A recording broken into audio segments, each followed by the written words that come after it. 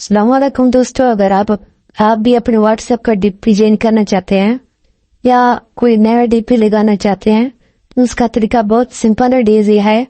अपने चंद स्टेप को फॉलो करना है तो आप अपने व्हाट्सएप के डीपी उसको चेंज कर सकते हैं। व्हाट्सएप के डीपी को चेंज करने के लिए सबसे पहले आपने अपने व्हाट्सएप में जाना है। व्हाट्सएप में जाने के बाद आपने सबसे पहले जो ऊपर 3 डॉट ऑप्शन है इस पे क्लिक कर देना है और यहाँ पे जो नीचे सेटिंग का ऑप्शन है अपने सेटिंग पे ऊपर क्लिक कर देना है।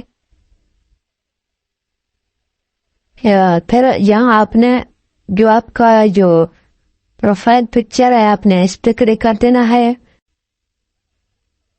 फिर आपने प्रोफाइल पिक्चर पे क्लिक कर देना है और यहाँ सबसे जो ऊपर जो निशान है यहाँ पे आपने इस पे क्लिक कर देना है। आप चाहें तो उसको चेंज कर सकते हैं।